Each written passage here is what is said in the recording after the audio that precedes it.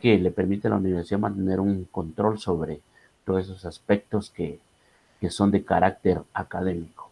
Entonces les recuerdo, domingo 8 de agosto del 2021 es la fecha límite para cumplir con esas dos situaciones que como estudiante les compete.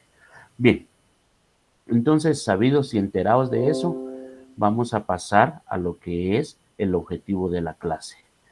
Y dentro de esto, como les indicaba, vamos a conocer dos factores muy importantes el día de hoy, siempre en su fase expositiva, y ya va a llegar el momento de la práctica.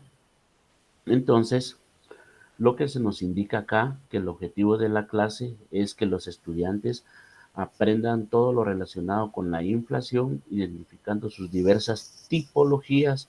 Además, podrán distinguir las diversas teorías acerca de la misma. ¿Por qué es importante conocer acerca de la inflación? Bueno, veamos pues. Es un fenómeno, si lo queremos ver de esta forma, es un fenómeno y al igual que todas las variables que hemos visto, también es de carácter macroeconómico. Existe en todos los países que ustedes conozcan y que puedan conocer o que se puedan imaginar. Es decir, está en todos los países.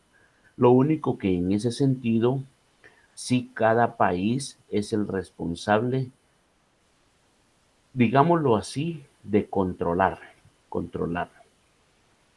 Pero ese va a ser un efecto circunstancial, es decir, un efecto derivado del comportamiento económico global, en el cual Guatemala está inmerso, de una o de otra forma, ya sea como país exportador o como país importador.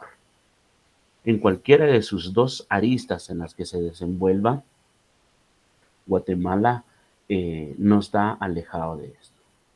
El problema de este fenómeno es que muchas veces, si no se controla, a los que se le va a causar mayor afección es a la población, tanto económicamente activa y la población que no está económicamente activa. ¿Por qué? Porque desde una persona que tiene un ingreso se va a ver afectado en la adquisición de productos hasta un niño en la adquisición de una golosina. Y eso lo vamos a entender a partir de este momento. Y como les recuerdo, siempre es de vital importancia que nosotros le pongamos atención a estas variables para poder comprender. Más que todo son temas de comprensión. Es importante. Es muy importante la inflación. ¿Por qué? Porque se nos indica que es el incremento generalizado y sostenido de precios de los bienes y servicios dentro de una economía nacional. Bien, ¿ya vieron por dónde radica su importancia? Porque es un incremento generalizado, es decir, no se va a afectar un solo producto, no se va a afectar a una sola persona, sino que se va a incrementar a la colectividad. ¿Pero por qué se le va a afectar? Porque todos los productos, yo no consumo los mismos productos que consume usted. Usted no consume los mismos productos que consume él. Pero sin embargo, aunque no consumamos los mismos productos, todos estamos inmersos dentro de un ciclo económico, el cual siempre se va a ver alterado por ese incremento de precios. Entonces la inflación, digamos que es el incremento generalizado y sostenido de precios de los bienes y servicios dentro de una economía nacional. ¿Cómo vamos a medir la inflación? La inflación es un índice, pero ¿cómo lo vamos a medir? Bueno, lo vamos a medir a través del índice de precios al consumidor. Entonces, la teoría clásica, modernistas, identifican que la inflación como un fenómeno monetario así véanlo también dentro de la teoría clásica, la inflación se ve como un fenómeno monetario. ¿Por qué? Porque afecta directamente el índice de precios al consumidor. Y cuando hablamos de precio, estamos hablando de dinero, moneda, como ustedes quieran. Entonces, dentro de ese factor, es importante conocer el precio. Y pongan atención, el precio. Entonces diremos que el precio es la cantidad de dinero requerida para comprar una unidad de un bien. ¿Qué es el precio? Es una cantidad de dinero requerida para comprar una unidad de un bien.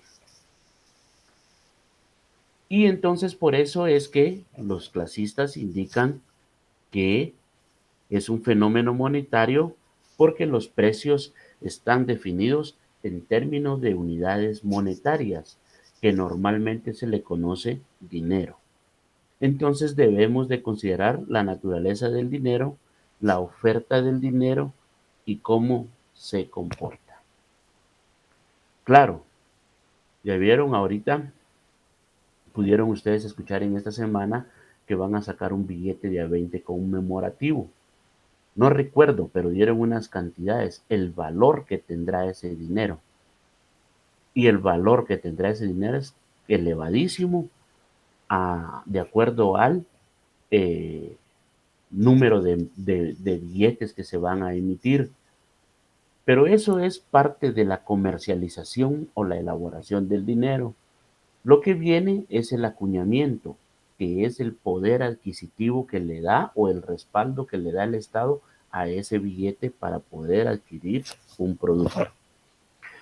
Entonces, la inflación directamente sobre la moneda causa unos efectos. Primero, el poder adquisitivo, la inflación de los salarios, riesgos de indexación salarial, es decir, un estancamiento, distorsión relativa de precios. Entonces, esto va a causar una alteración en las decisiones de las personas en cuanto a su poder adquisitivo. Efectos redistributivos. Esos efectos, ¿qué es lo que significa? Que ahora tenemos que hacer una reorganización a nivel individual de nuestro salario o un nuevo presupuesto, donde debemos de excluir, y eso lo que provoca es una exclusión de aquellos productos que son necesarios, pero no son de evidente utilidad. Es decir, pueden ser sustituidos por otros productos similares o complementarios o dejarlos de consumir, lamentablemente.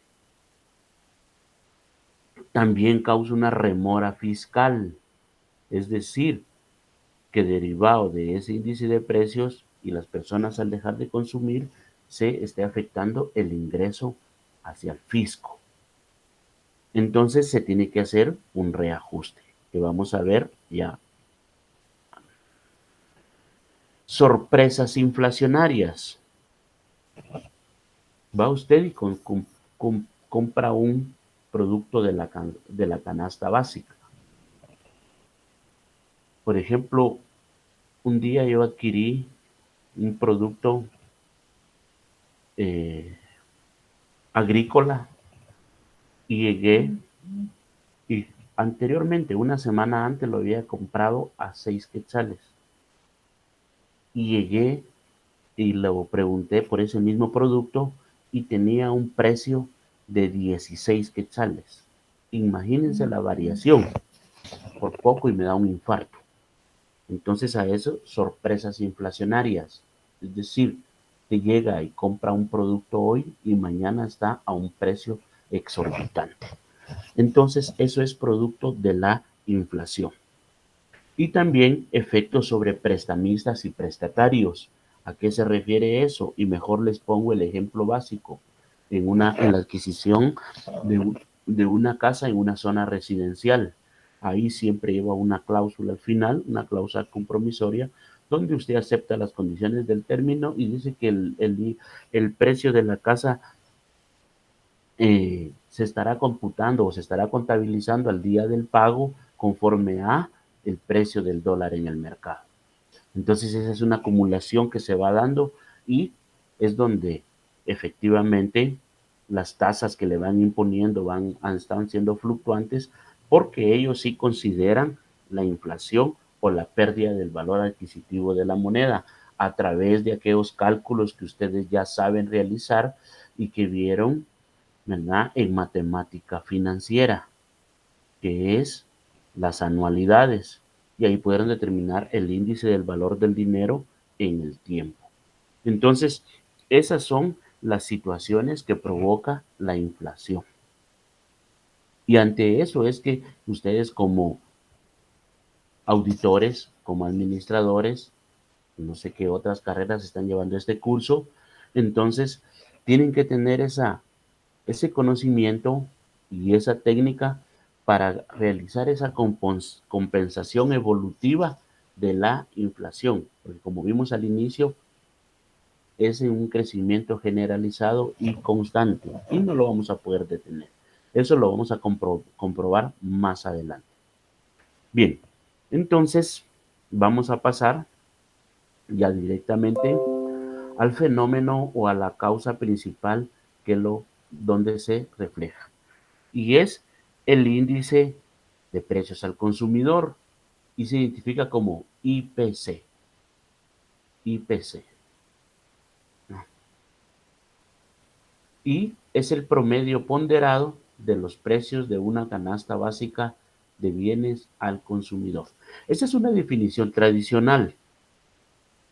Se entiende como ponderado, ya que cada componente tiene un quetzal diferente según su importancia dentro de la canasta básica. Y cuando hablamos de ponderación, estamos hablando de la estandarización de una media.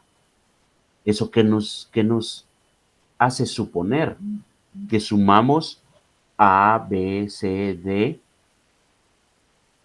o mejor dicho, sumamos A1, A2, A3, A4 durante un tiempo determinado, y si llegáramos a A6, dividimos todo el resultado dentro de 6. Y esa es una ponderación que vamos a hacer. Y aquí lo hacemos no en función de una constante, sino que en función de diferentes componentes. Sumamos todos los componentes, sumamos el número de componentes y hacemos la división. Y eso va a ser una ponderación por cada quetzal diferente de productos determinados. Su importancia se va a denotar dentro de la canasta básica. Entonces, para eso debemos de conocer algunos métodos que nos van a permitir cómo medir el nivel de precios. Y hay varias alternativas. Está el índice de precios al consumo y sus variaciones, es decir, el comportamiento fluctuante. Lo único que este método es muy laborioso porque se tiene que hacer. Tenemos que estandarizar promedios de tiempo porque lo ideal es que se hiciera todos los días para ver si todos los días cambia el precio o se mantiene, o frecuencias de tiempo relativamente cortas como en una semana. Otros lo hacen en frecuencias de un mes, que es el comportamiento como consideran como más normal. Está el índice de precios del consumo armonizado. Cuando hablamos de índice de precios de consumo armonizado, ya consideramos los precios de diferentes áreas. Al hablar de área, les estoy indicando de diferentes ramas de producción. Índice de precios industriales, por ejemplo, índice de precios agrícola, índice de precios de productos agropecuarios. Entonces, esos factores, y también consideramos los deflactores del PIB. o cualquier otro agregado de precios. En este caso podría ser la imposición de un nuevo impuesto, que eso va a alterar nuestro poder adquisitivo. Entonces, esas son las consideraciones que debemos de tener al respecto. Ya vamos a ir avanzando y vamos a detenernos en algunas situaciones que definitivamente es importante conocer. Entonces, vamos a lo que es el índice de precios. Pasamos a la diapositiva. De ahí trataremos de cortar y voy a trasladarles un documento o presentarles un documento el cual nosotros vamos a ver y se los voy a mostrar en la pantalla porque sí es importante que lo conozcan. Bueno, entonces la fórmula del índice de precios al consumidor. Aquí les puedo indicar que ya está traducida al español, por decirlo de esta manera. El índice de precios al consumidor va a ser igual al gasto de la canasta de bienes en el año dividido dentro del gasto de la canasta de bienes en el año base. Entonces, ¿qué significa eso? Que debemos de tomar un parámetro de referencia o de comparación. Pero hay dos métodos para calcular el índice de precios al consumidor. Eso lo vamos a multiplicar por 100. Entonces, les voy a dejar de compartir y les voy a mostrar un documento que nos va a servir de soporte en el cual podremos nosotros ver, y es lo que quiero que vean, porque aquí está la fórmula, pero para determinar el índice de precios al consumidor, quiero que vean acá, miren, las dos formas que existen. Y como dijimos que son medias ponderadas, existe una forma, la tasa intermensual de inflación, que mide el porcentaje en que han variado los precios durante el último mes. Y era lo que les indicaba. Normalmente esa es la intencionalidad, porque la inflación se debe del Estado, a través de las políticas macroeconómicas, tiene la obligación de estarle dando un seguimiento constante, porque en función de eso se va a hacer la proyección al final del año sobre el incremento al salario. Claro, no está en concordancia, ya lo vamos a entender por qué.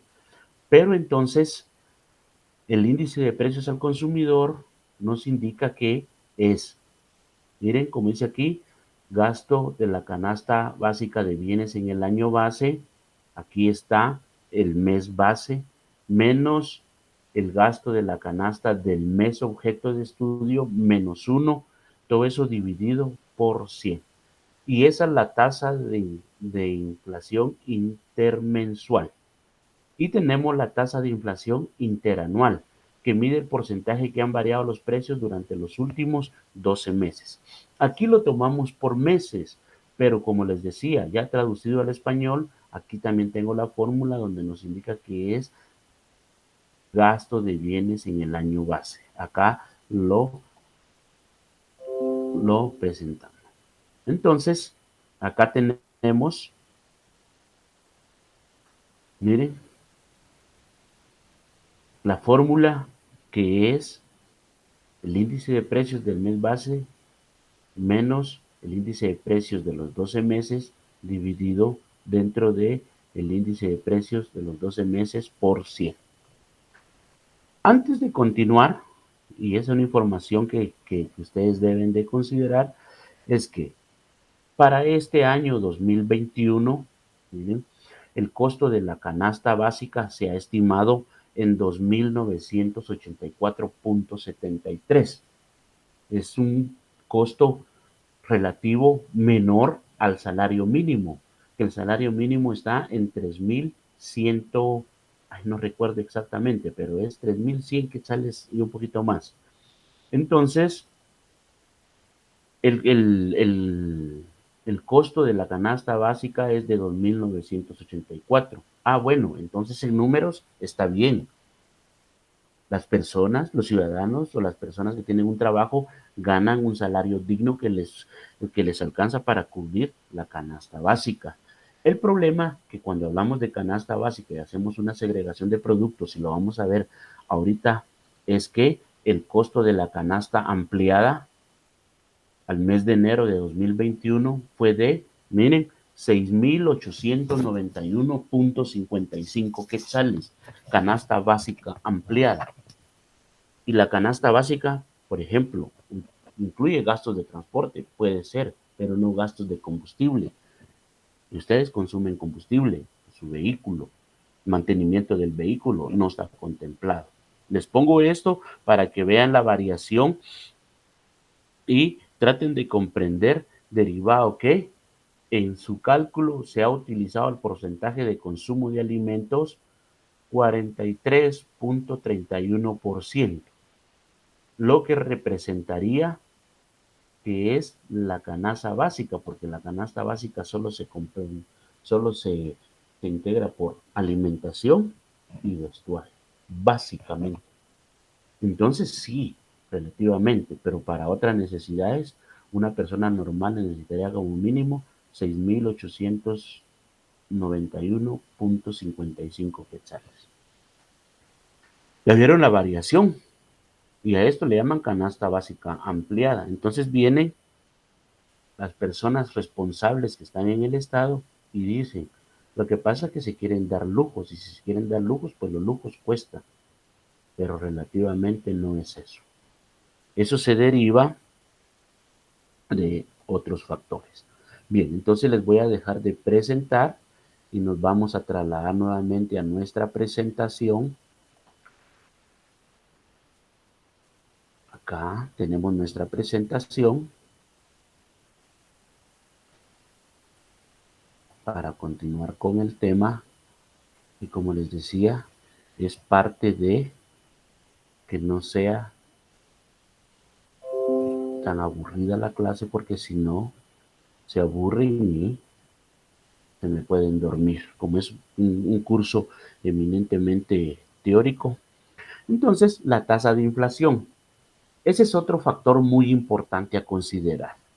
La tasa de inflación. Vimos la inflación. Les dije que era importantísimo. Ahora estamos viendo la tasa de inflación, que también es importantísimo. No vayan a generar confusión en esos dos términos.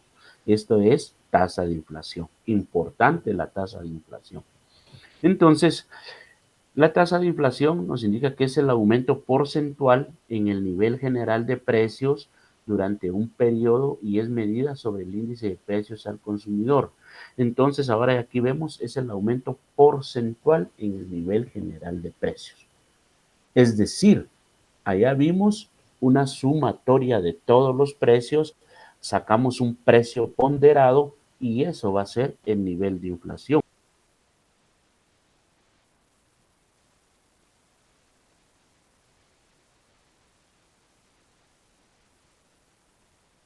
Cambia acá es un porcentaje. Y eso, este porcentaje es la que nos va a dar o nos va a permitir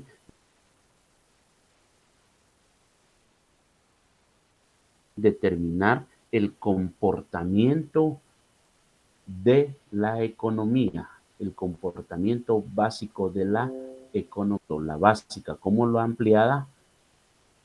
Les voy a mostrar nuevamente el material y ustedes lo podrán ver. La tasa de inflación, ¿cómo la vamos a ver? El índice de precios del año 1 menos el índice de precios del año anterior, dividido el índice de precios del año anterior por 100. ¿Por qué? Porque eso les va a dar un porcentaje de aplicación, donde lo que nosotros tenemos que determinar es el crecimiento. ¿Cuánto creció en función del año anterior? Por eso es que la fórmula se establece y se estandariza de esta manera. Bien, voy a dejar de presentar y les voy a mostrar nuevamente el material y veamos estos dos factores o este factor que es muy importante, la variación mensual del índice de precios al consumidor. Para este año 2021,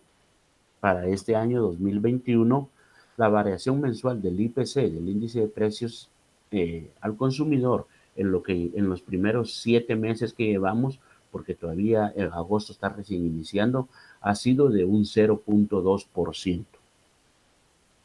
De un 0.2.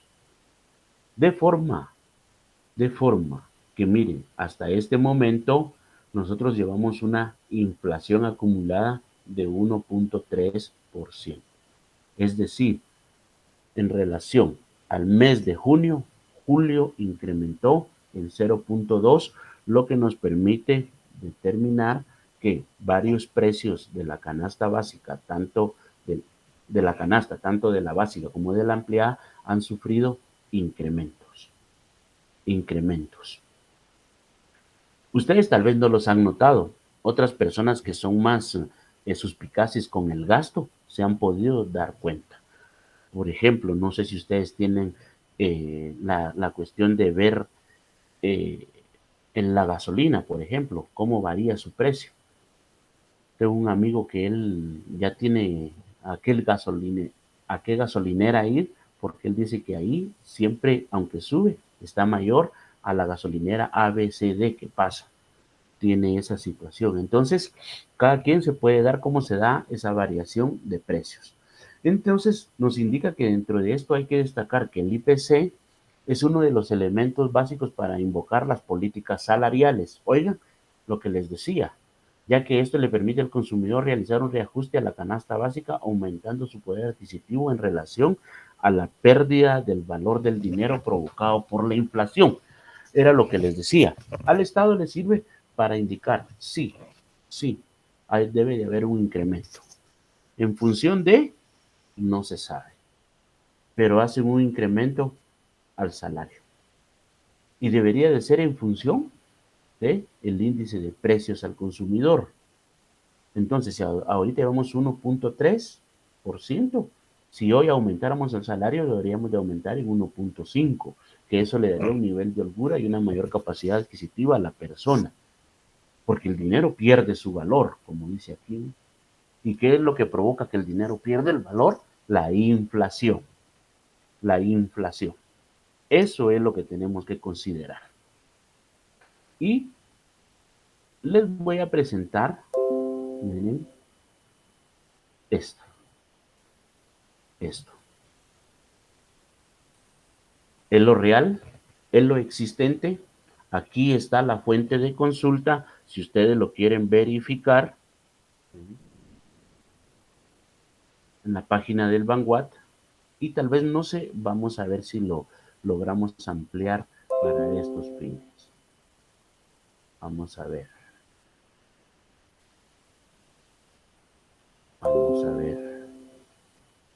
Vamos a ver si lo logramos ampliar para que ustedes lo vean. Vamos a ver. Creo que ahí ya lo vemos de mejor manera. Ahí está, ahí se ve, tal vez no como quisiéramos, pero ya se ve un poco mejor.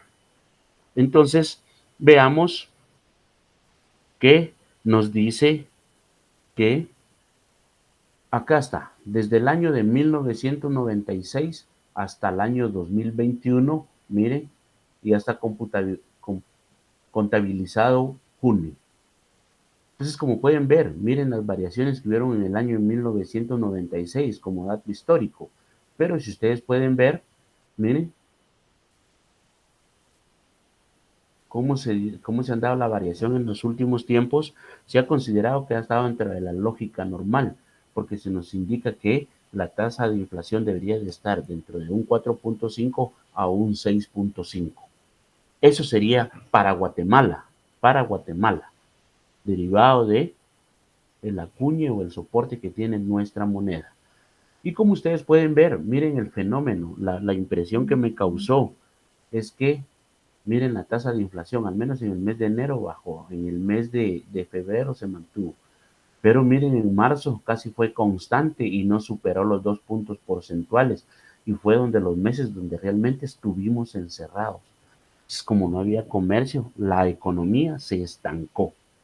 En junio empezó a darse la variación y el incremento de tal manera que en septiembre, cuando ya casi nos liberaron a todos, octubre y noviembre, miren la variación que tuvo. Y en diciembre disminuyó. Pero este año lo comenzamos, lo terminamos con un 4.82 y la tasa de inflación para el mes de enero fue de un 5.24, aún las personas no teniendo un ingreso porque la tasa de desempleo se incrementó el año anterior. Miren, en febrero nos castigaron, tal vez porque es el mes del amor, 6.0% incrementó dentro del parámetro normal. En marzo bajó nuevamente al 5.84, en abril al 5.20, en mayo al 5.17 y en junio un 3.91. Si ustedes pueden consultarlo a finales del mes de agosto, van a poder ver la incidencia en el índice de precios del mes de julio. Y a eso quiero que le pongan atención, porque en el mes de julio, ¿qué es lo que sucede? Tenemos un pago extraordinario, que es el bono 14. Entonces ahí ustedes van a poder entender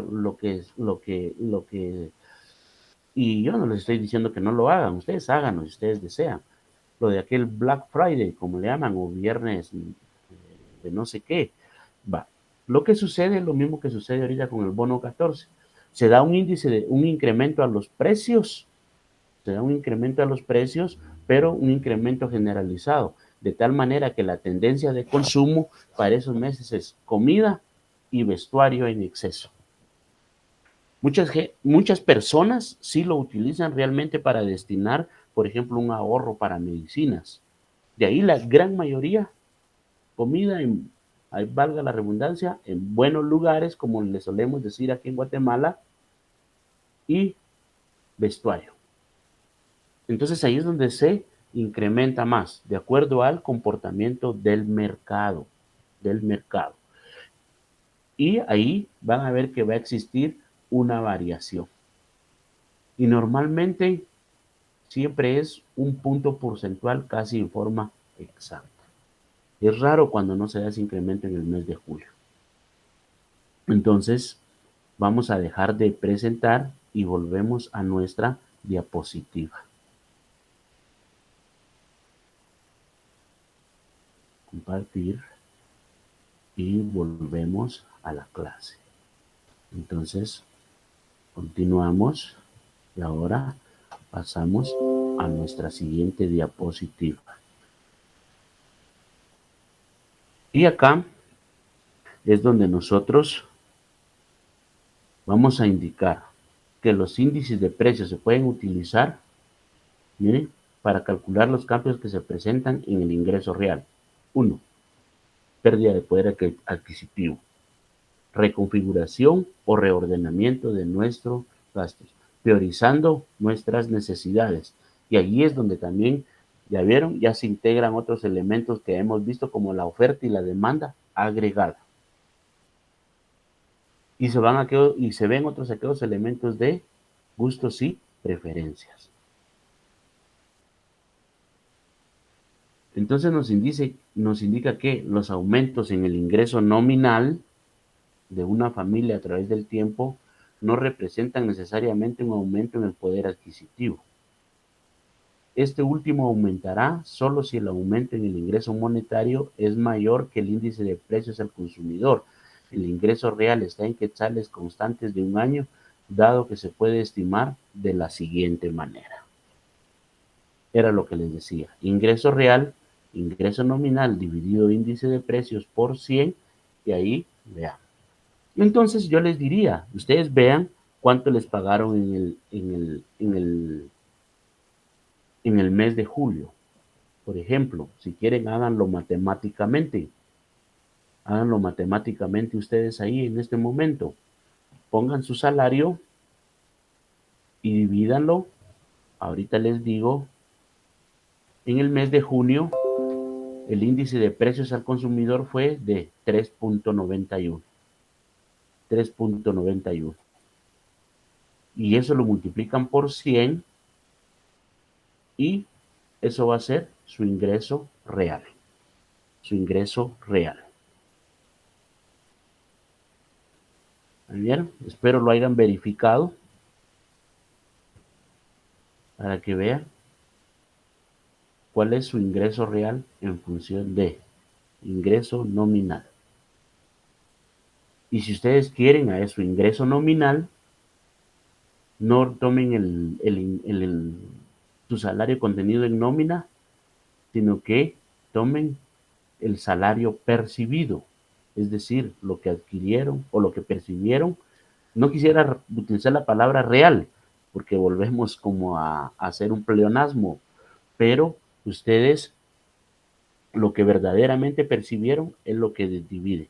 Y ahí va a ser mucho más real la determinación de su ingreso real, valga la redundancia. Hagan ese tipo de ejercicios y nosotros vamos a poder determinar. Y como les decía, este último aumentará solo si el aumento en el ingreso monetario es mayor. Es mayor. Es mayor. Vamos a corregir esa palabra. Es mayor. Entonces, ahí lo tenemos. Si el ingreso monetario es mayor que el índice de precios al consumidor. Era lo que les decía. Entonces ahí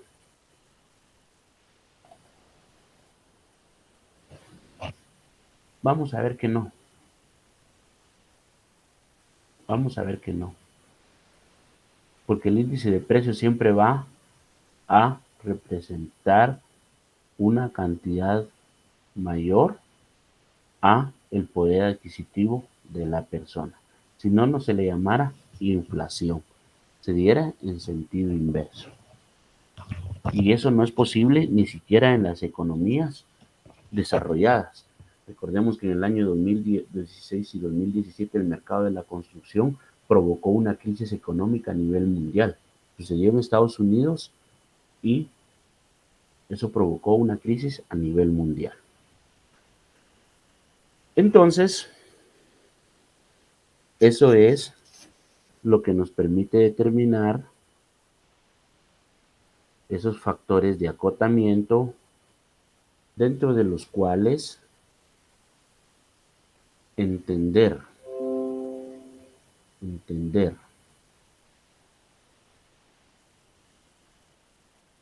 esas situaciones se nos va a complicar, ya que esto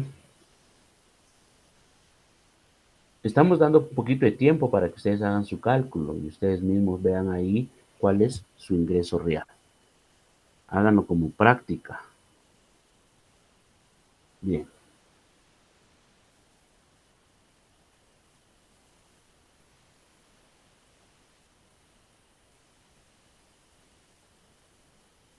Lo vamos a hacer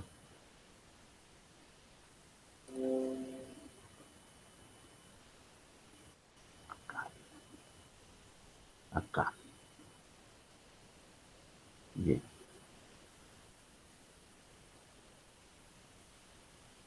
Imaginémonos que una persona le vamos a poner un salario de 3.500.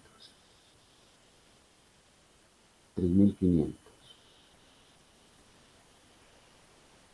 Esto lo vamos a dividir dentro de 1.86. Y eso sería 1.881.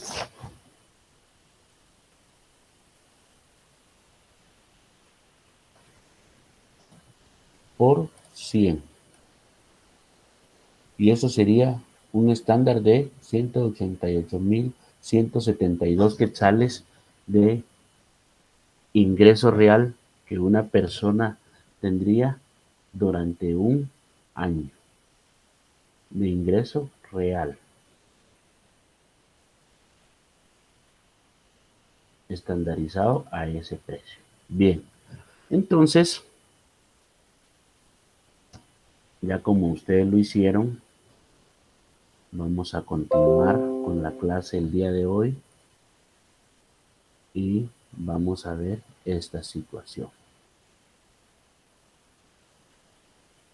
Acá vamos a conocer otro factor macroeconómico y, por favor, necesito que me pongan atención en este sentido.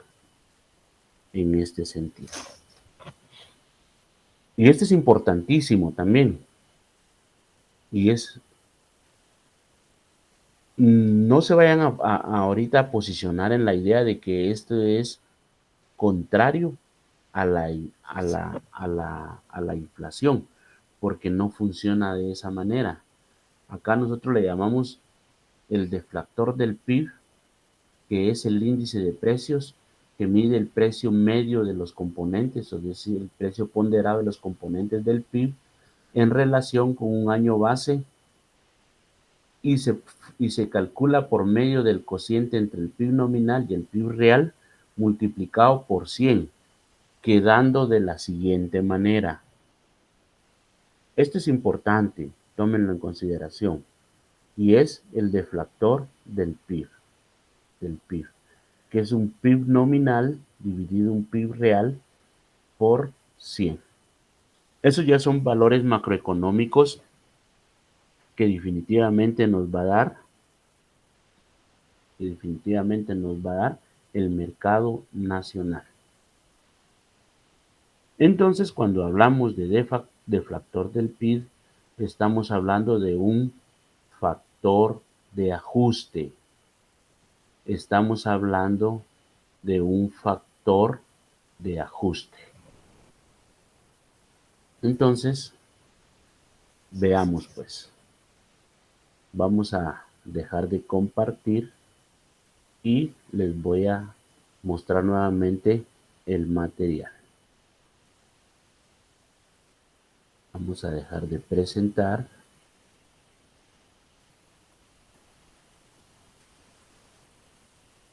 Y vamos a ver ahorita lo que les quiero mostrar para que entendamos el comportamiento. Acá está.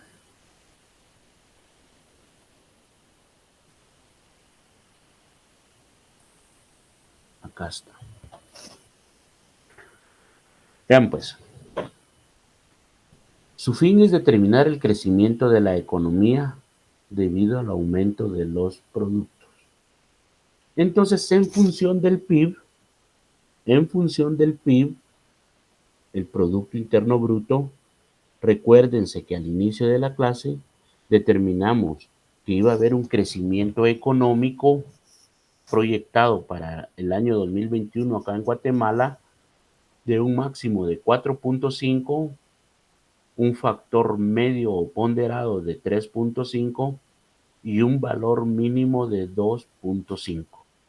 Esas son las tasas de crecimiento de comportamiento normal proyectados, derivado de la apertura económica que se está dando, que volvimos ya nuevamente a trabajar, ya el comercio se reactivó en mínima parte, pero ya se reactivó. Ahí todavía tenemos una restricción de horarios. Entonces, derivado de esas situaciones, se ha dado el incremento en la economía y como su punto máximo es un 4.5. Un 4.5. En cambio, el índice de precios al consumidor, yo les dije que se considera como rango adecuado un 4.5 a un 6.5, como rango adecuado. Entonces, vean la contradicción, a dónde va a llegar el crecimiento económico y a dónde va a llegar la tasa de inflación. Y como pudimos ver, en el mes de junio era un 3.69. Entonces, pudimos ver en la tabla otros valores que hay incrementos inflacionarios hasta de un 5.84. Y si nuestra economía llegara a crecer en un 4.5 como su nivel máximo de expresión y la inflación es de un 5.84, imagínense. Entonces, veamos pues, veamos. Tenemos un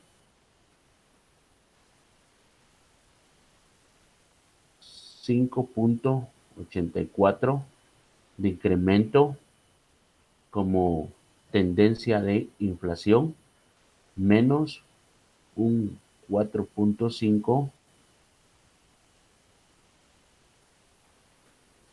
Esto sería igual a una variación entre un 1.34 de un 1.34 de equiparación o de crecimiento igualitario, que era lo que les decía en la diapositiva anterior, donde si queremos una economía normal o un factor de inflación cero, debe de ser el salario o el salario mayor al precio de la canasta básica, que es lo que realmente se da, pero cuando hacemos un, un PIB real o un índice de precios al consumidor real, le vieron que llegaba a 1881 y la canasta básica estaba aproximadamente en un valor de 2.864 quetzales. Entonces, al ver esa variación, le vieron que ni siquiera para la canasta básica estamos teniendo un ingreso si es que ganáramos un salario mínimo.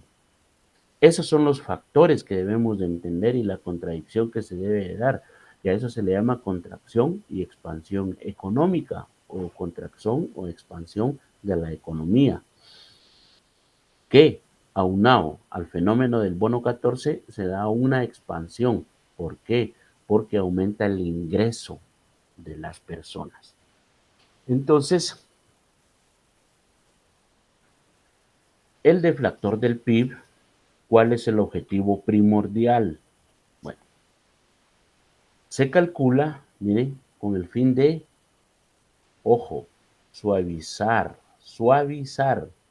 es decir, hacer mayormente asimilable el incremento de precios en una economía y por tanto,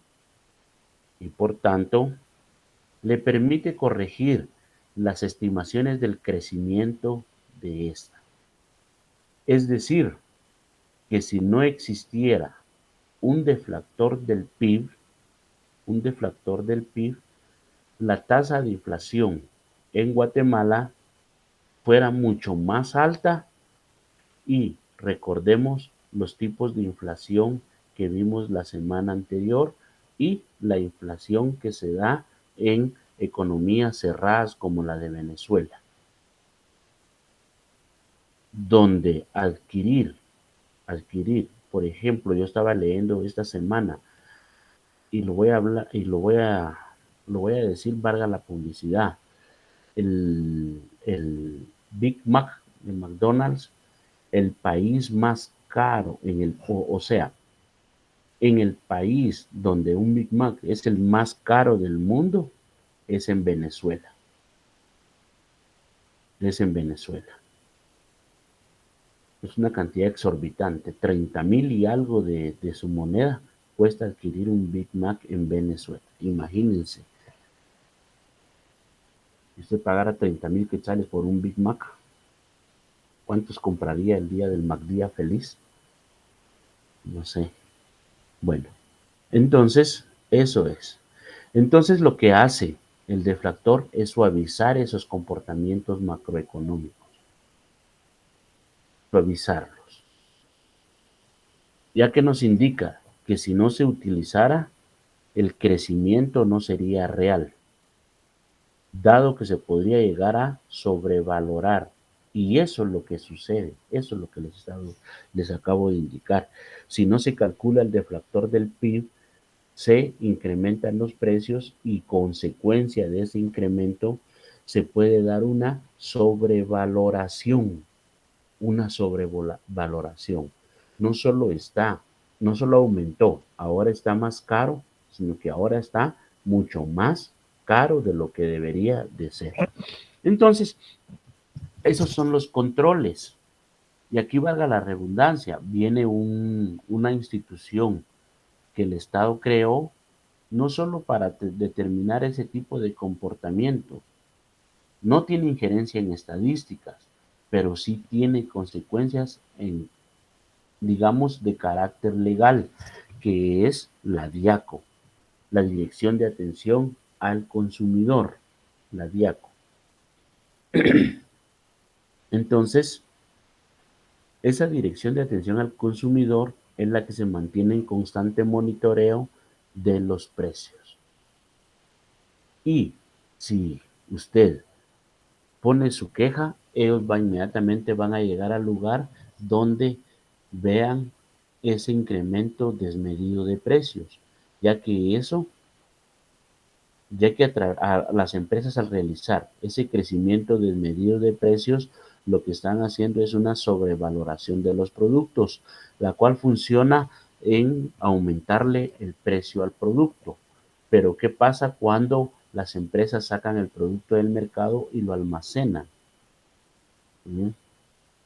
Porque en este momento sus costos de elaboración salieron muy baratos. Entonces ellos producen más, lo almacenan y cuando ya los productos se encarecen, entonces sacan al mercado sus productos obteniendo una doble rentabilidad. Eso también es una sobrevaloración del producto. Y eso ustedes saben que contablemente es penalizado. Contablemente es sancionado. Eso tengámoslo en cuenta. ¿Por qué? ¿Por qué se dan esas situaciones? Y en este caso en sentido inverso, una sobrevaloración de precios por un resguardo o un almacenamiento de mis productos derivado de sus costos reducidos de producción, y cuando ya se incremente el precio de los productos, lo vuelvo a sacar, un producto que me salió a determinado costo y ahora lo voy a dar a un determinado precio, permitiéndome aumentar mi ganancia marginal sobre un porcentaje inesperado o no proyectado. Entonces son las dos formas de sobrevalorar los productos. Tómenlo muy en cuenta. Generalmente este efecto corrector se aplica a una de las variables más importantes para medir el crecimiento económico, que se llama Producto Interior Bruto, Producto Interno Bruto, que se define como el conjunto de bienes y servicios producidos en un año en una economía, en un determinado de tiempo, que generalmente es un año. Entonces, y esto nos va a permitir determinar el verdadero crecimiento económico, el crecimiento real, el crecimiento real. Y como les repito, anteriormente vimos el crecimiento proyectado, que es un 4.5 el mayor y 2.5 el menor. Y si ustedes ven ese 4.5 en comparación, en comparación, en comparación, en comparación con el deflactor del PIB, ahí es donde van a ver realmente, y se esperaría que ese deflactor del PIB estuviera, lo que les indicaba, dentro de un 3.5 a un 4.5, excepcionalmente que estuviera en un 4.30, 4.40, que sería lo ideal, porque entonces ahí sí diríamos que están cambiando las condiciones económicas del país, pero eso no va a suceder. Entonces veamos las ventajas del deflactor del PIB. Veamos las ventajas del deflactor del PIB. Bueno, a la hora de calcular la inflación, el deflactor del PIB presenta una serie de ventajas con respecto, ¿y por qué hay que considerarlas? Porque vamos a ver el índice de precios al consumidor. Índice de precios al consumidor. Número 1, vea, número 1, toma en cuenta todos los bienes y servicios producidos en un país. Eso es lo importante del deflactor del PIB. Eso es lo importante, porque en el deflactor del PIB no va a haber una segregación. Claro, podrá haber una clasificación como yo se las indicaba, bienes de producción industrial, bienes de producción agrícola, bienes de producción agromercantil, por ejemplo, servicios, servicios en el área tecnológica, servicios en la comunicación, servicios en reparto y entrega de comida, que ahora ya dentro de la economía es bastante sustancial, se ha incrementado mucho ese, ese factor económico como resultado de un valor agregado al producto. Entonces, eso va a tomar todito, globalmente todos los productos. Y número 2, miren, y eso es muy importante, el monitoreo.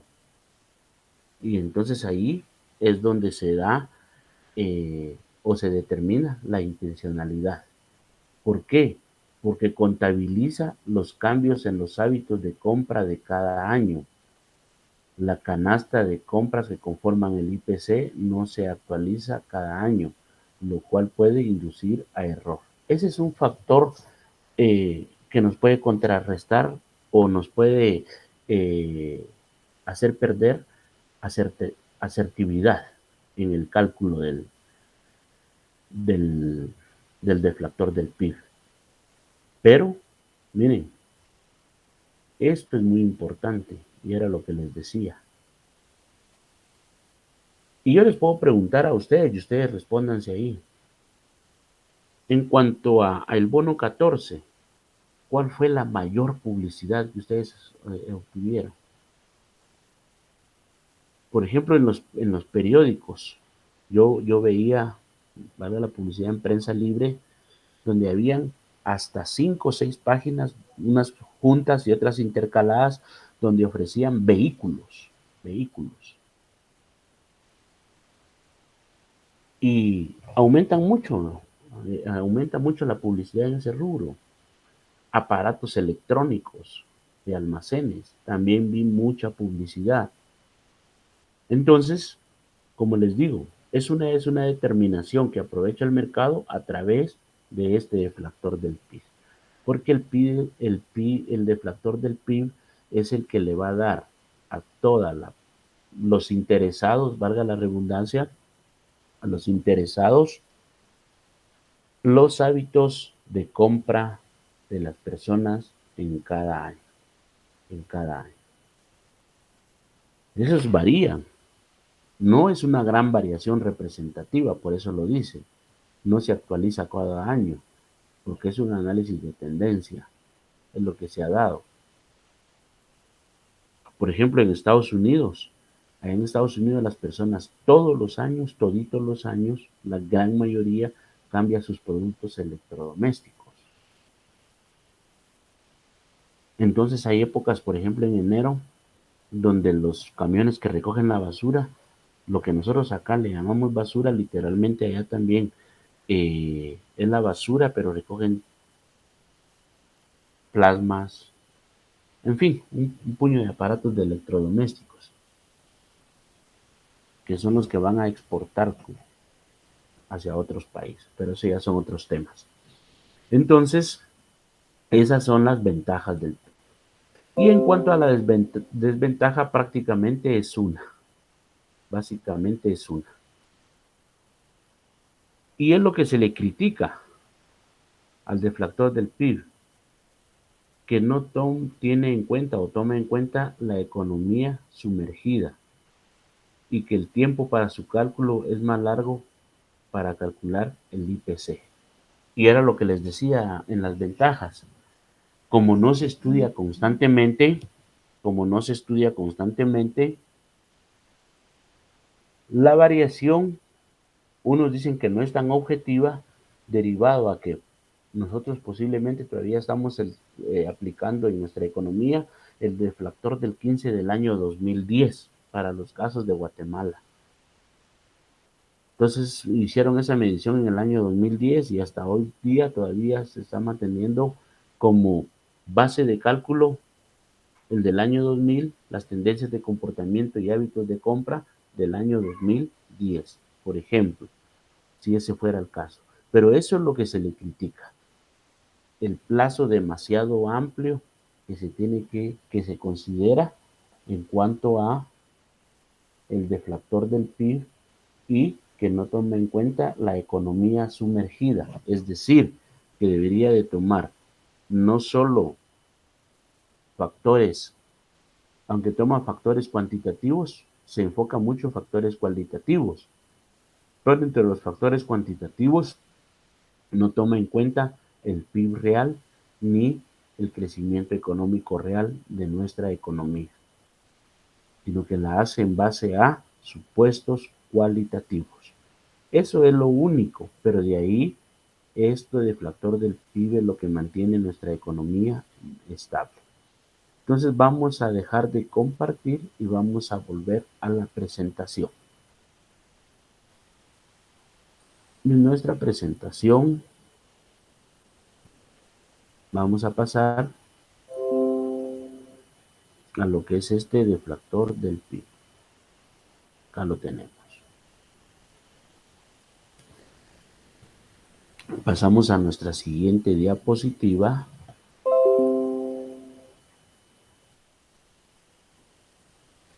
Y acá veamos.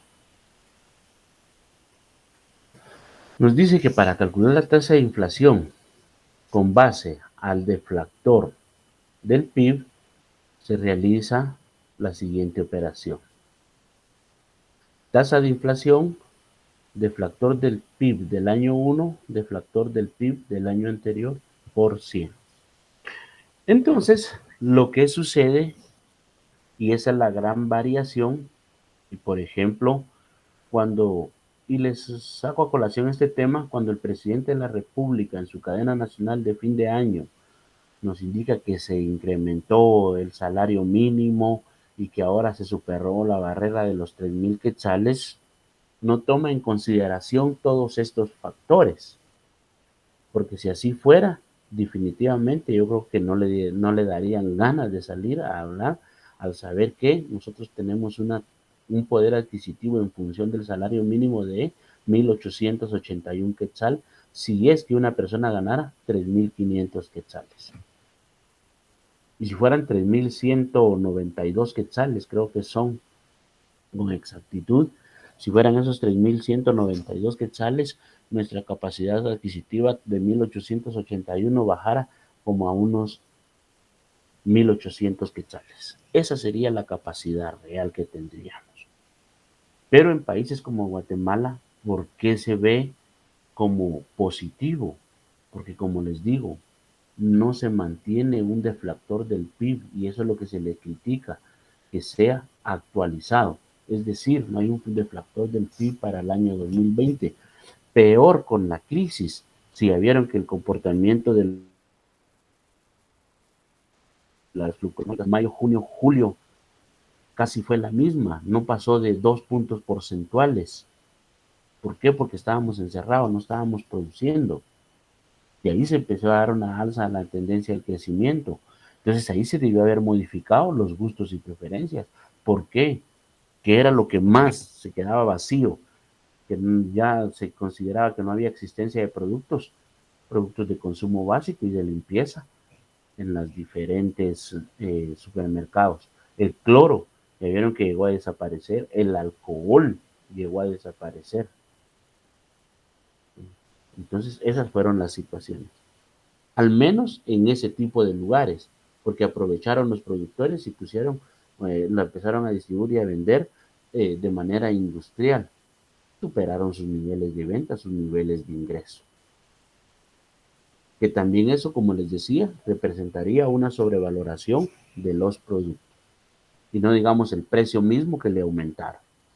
Entonces, nos indica que la diferencia entre el IPC y el deflactor del PIB, miren, consiste en que este último, o sea, el deflactor del PIB, incluye todos los bienes producidos, mientras que el IPC mide solo el costo de los bienes incluidos en la canasta básica representativa de las economías domésticas.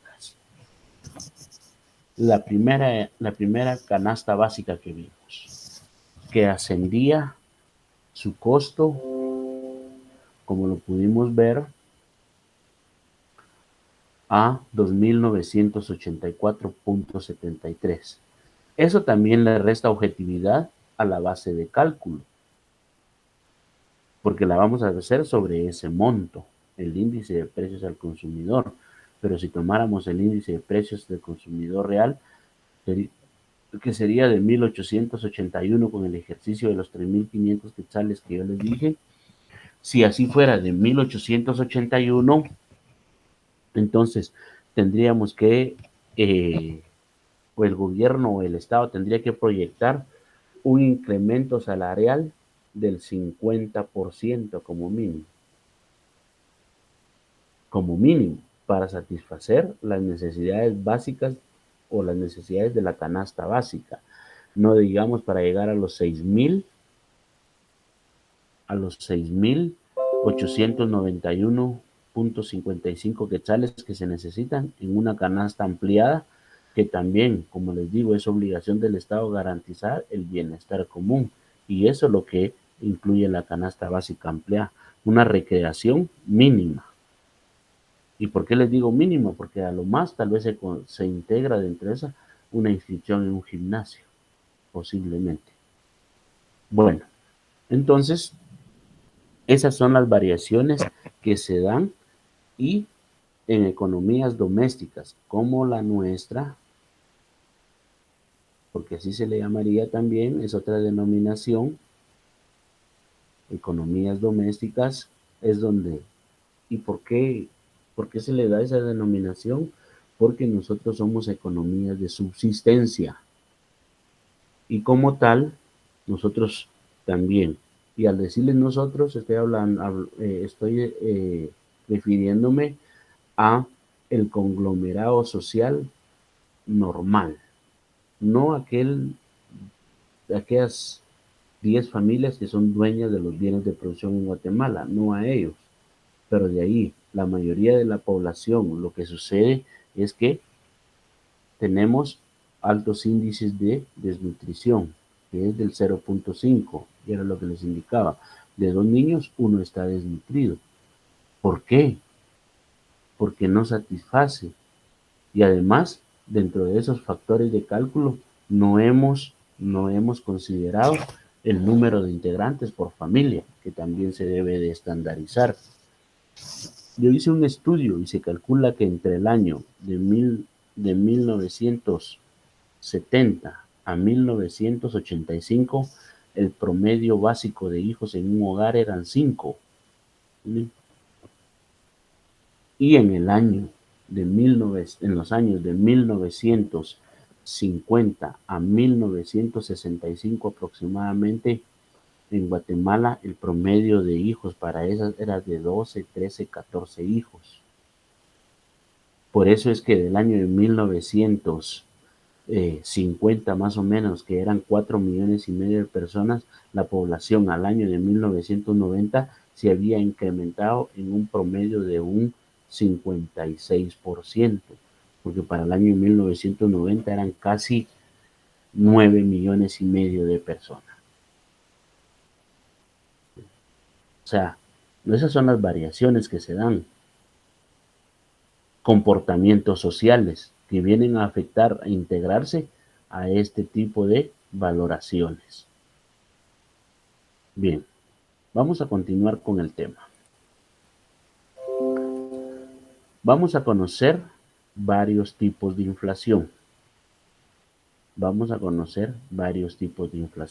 Y las vamos a explicar. Tenemos como número 1 una inflación baja o moderada. una inflación baja o moderada. Pongan mucha atención a esta. Este es importante. Entonces, nuestra inflación baja o moderada nos indica que presenta una lenta y predecible alza de precios que se expresa a través de tasas de inflación anual de un solo dígito. Y eso es lo recomendable en cualquier economía del mundo.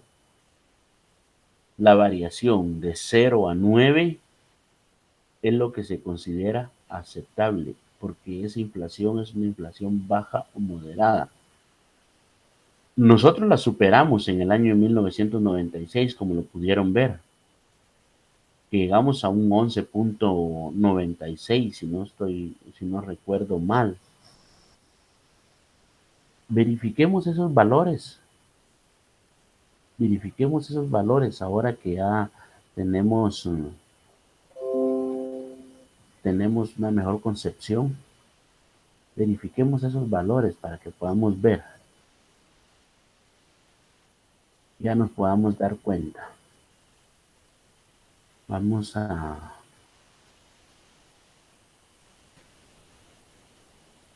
dejar de presentar y vamos a presentar nuestra tabla. Miren.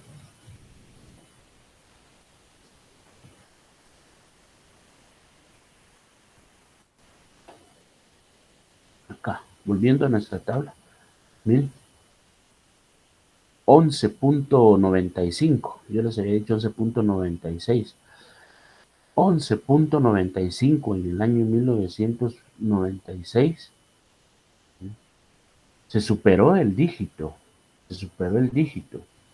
y en ese tiempo, al igual, imagínense, el cambio del dólar al día de ayer estaba a 7.70. Esa era la tasa de cambio que había.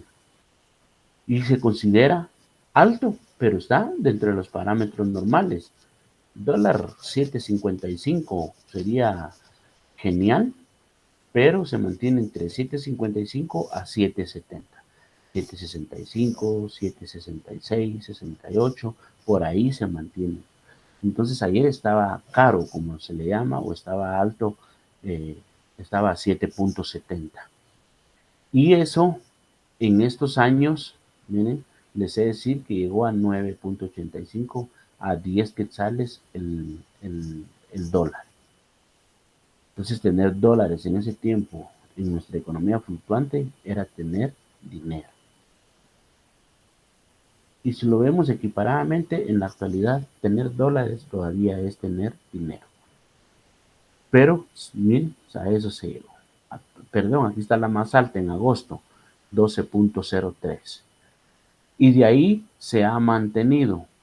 Ahí pueden verme, del año 97 estuvo alto también.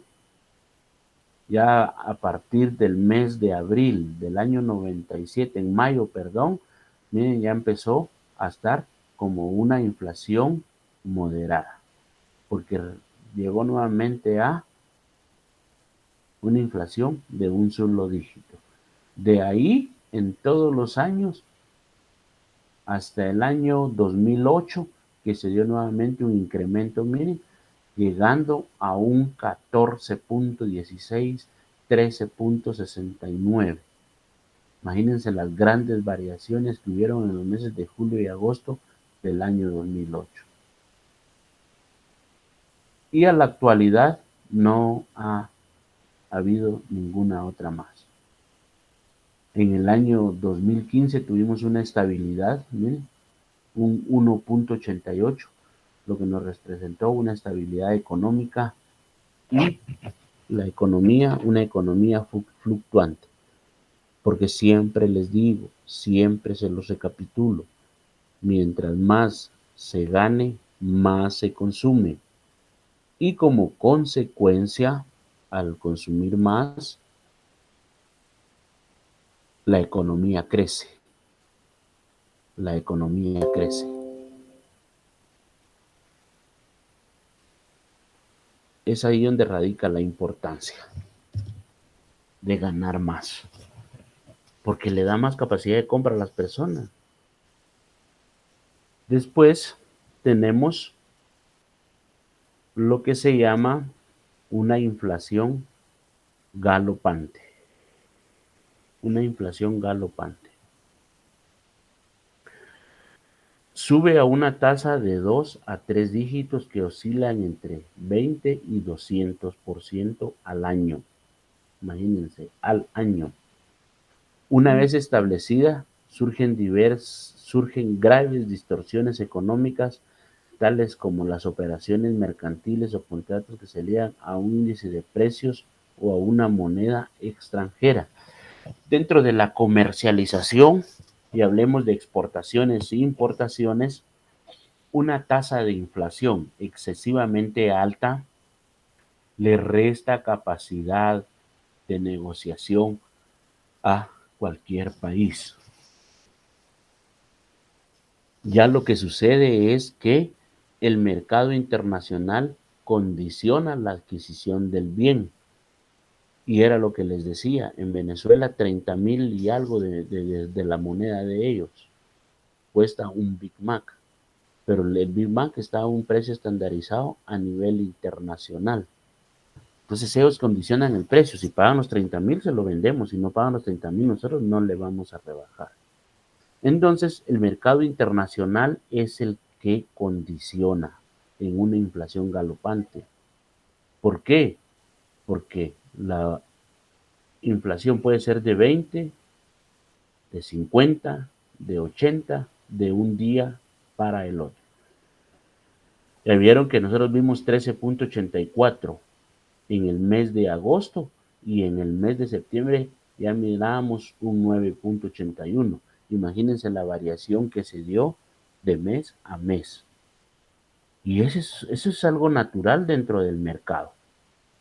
Dentro del mercado. Por eso es que se tiene que tener un adecuado deflactor del PIB, porque si no se tiene un adecuado deflactor del PIB, la inflación se incrementa. Y al incrementarse como índice la inflación, tiene repercusiones a largo plazo dentro del poder adquisitivo de la moneda. Y aquí que se recupere el quetzal de una caída, tendría complicaciones serias. Un quinquenio, unos 5 años, tal vez se volvería a estandarizar entre los 5.55, de los 7.55 a los 7.70 el dólar. Eso es lo que tenemos que considerar. Después ya pasamos a otro nivel, a lo que se llama hiperinflación. Y esa es una inflación cuya tasa es extraordinariamente elevada, ya que los precios pueden llegar a subir 1.000.000 o hasta 1.000.000 porcentual al año. Como es obvio, sus consecuencias suelen ser desastrosas. En los años 2006-2007 hubieron países en África donde el dinero lo acarreaban en carreta. Y no es una fábula, es algo muy cierto. En carreta calculaban el dinero. Ahí lo llevaban para comprar. Entonces, volvemos al caso más cercano de Venezuela y los 30,000 por el Big Mac. Imagínense cargar eso. Y ahí fue lo que se da con los cambios o la variación de la moneda, lo que les hablaba al inicio, y se me estaba yendo por alto. Ya vieron que el billete de 200 quetzales, hablemoslo en estos términos, no dio bola. No dio bola. Andan billetes porque andan circulando. La moneda no se puede solo destruir por destruir.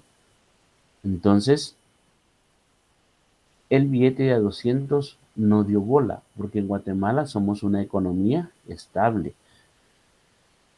Pero inclusive desde hace ya casi desde el año 2012, un poquito tal vez posterior, 14, pero yo creo que dentro de ustedes jóvenes, bien, ustedes todavía conocieron los centavos, ese tipo de moneda ha ido desapareciendo. Las monedas de 5 centavos han ido desapareciendo, pero es derivado de estos factores de inflación, donde pierden utilidad por el incremento de precios al consumidor. Entonces, como les decía, aquí en una hiperinflación, las economías, sus billetes cambian de denominación y ya, ya no son de 100, de 10 quetzales, sino que ya son de 10,000, de 100,000, de 500,000. Por esto, ¿sí? Porque la tendencia es que suban 1,000,000 hasta 1,000,000,000 porcentual. Y pongamos ahí sí vamos a confabular dentro de nuestra economía. Imagínense que nuestra economía tuviera una hiperinflación de 1,000,000. Entonces, a usted, vamos a poner de esta manera sencilla, cuando sale de estudiar en la universidad con el chuquero, le va a decir que el pan cuesta 75,000 quetzales. Y usted solo carga billetes de 1 quetzal y de 5 quetzales. En lugar de cuadernos va a cargar billetes para poder comprar su chuco y su agüita. Esto es la hiperinflación. La hiperinflación. Bien, entonces vamos a continuar con lo que es la teoría de la inflación. Y la teoría de la inflación nos dice que existen dos teorías. Dos teorías.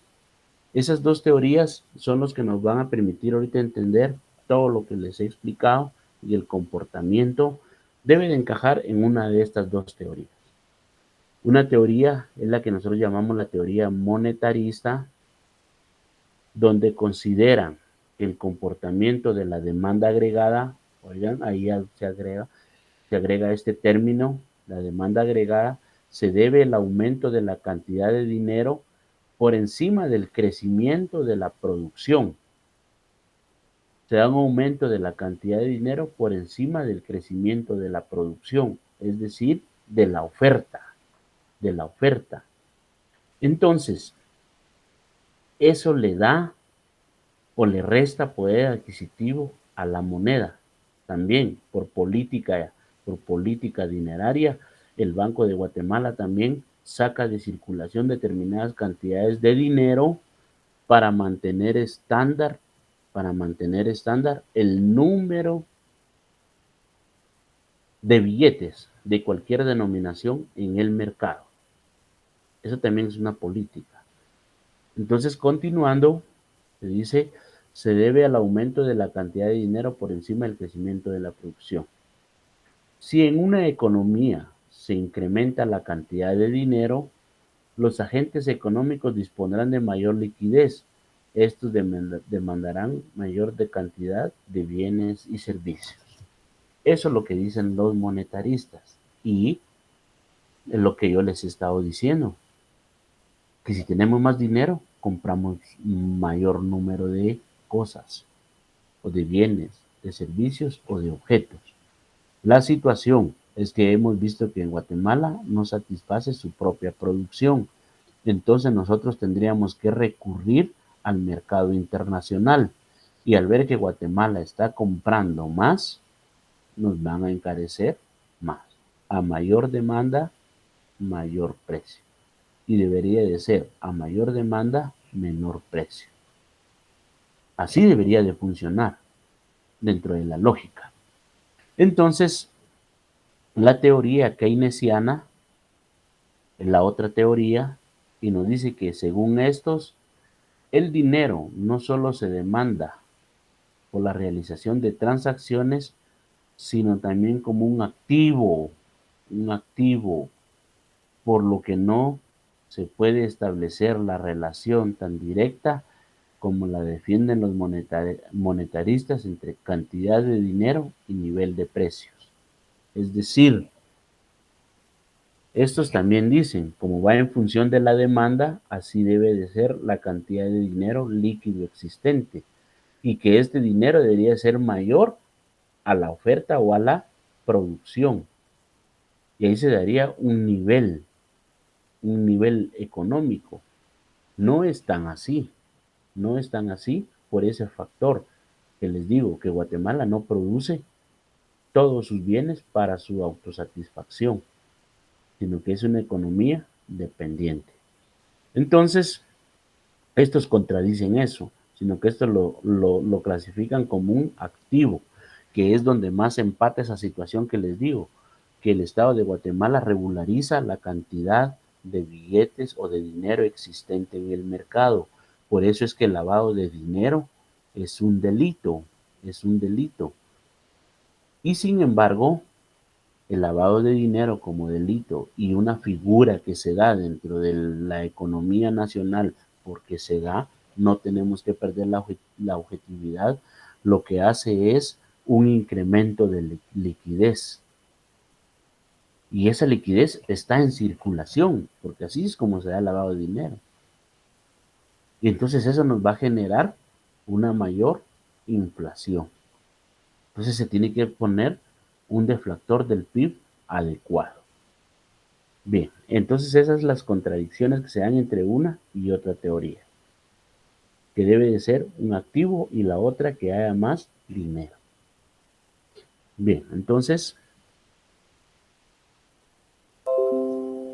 pasamos a lo que son las preguntas, se las leo y las preguntas, la 4.1 dice cantidad de dinero requerida para comprar una unidad de un bien, la 4.2 se mide a través del índice de precios al consumidor, la 4.3 es el aumento porcentual en el nivel general de precios durante un periodo y es una medida sobre el índice de precios al consumidor.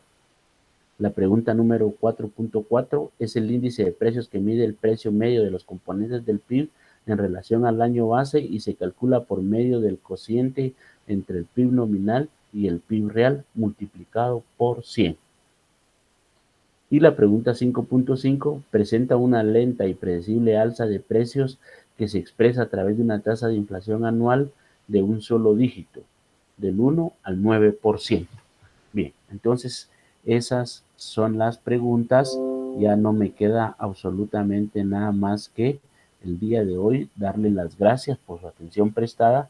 Les deseo muchos éxitos y reitero mis disculpas por lo sucedido el sábado anterior. Que tengan buen día.